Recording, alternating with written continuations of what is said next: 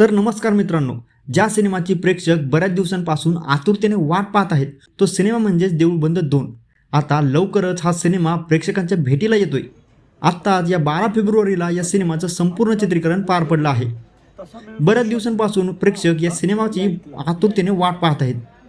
अनेकांना या सिनेमाची खूप उत्सुकता लागली आहे। बऱ्याच दिवसांपासून प्रेक्षक अनेक जागेवर असा प्रश्न विचारताना दिसत आहेत की देऊळ बंद 2 हा सिनेमा कधीपर्यंत प्रदर्शित होईल। तर आता जसं की या फेब्रुवारी महिन्यात या सिनेमाचं चित्रीकरण पूर्ण झालं आहे, तर यावरून आपण असा अंदाज लावू शकतो की हा सिनेमा आपल्याला जवळपास मे महिन्यात पाहायला मिळू शकतो किंवा त्यापुढेही या सिनेमाचं प्रदर्शन जाण्याची शक्यता आहे। आता देऊळ बंद या सिनेमाच्या पहिल्या भागाला प्रेक्षकांनी खूप प्रेम दिले, त्याप्रमाणेच आता याही सिनेमाला प्रेक्षक भरभरून प्रेम देतील अशी अपेक्षा आहे। या सिनेमात आपल्याला श्री स्वामी समर्थांच्या भूमिकेत मोहन जोशी हेच पाहायला मिळणार आहेत।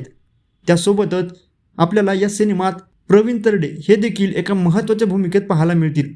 नुकताच या सिनेमाच्या चित्रीकरणातील शेवटच्या दिवशीचा एक फोटो सोशल मीडियावर पाहायला मिळतोय। ज्या फोटोत दिग्दर्शक प्रवीण तरडे, अभिनेत्री संस्कृती बालगुडे आणि या सिनेमाचा संपूर्ण क्रू पाहायला मिळतोय।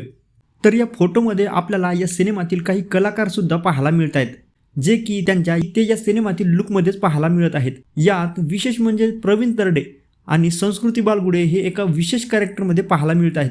अभिनेत्री संस्कृती बालगुडे यांच्या एकंदरीत लुकवरून असं वाटतंय की त्या एका गरीब शेतकऱ्याच्या मुलीच्या भूमिकेत पाहायला मिळू शकतात।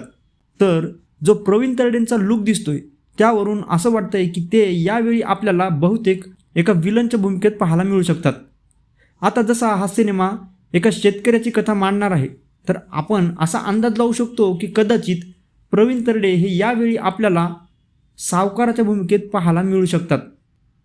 ओव्हरऑल जसं त्यांच्या अंगावर सोनं आणि जसा त्यांचा पेहराव दिसत आहे त्यावरून तरी सध्या असंच वाटत आहे। बाकी तुम्हाला यावर काय वाटतंय?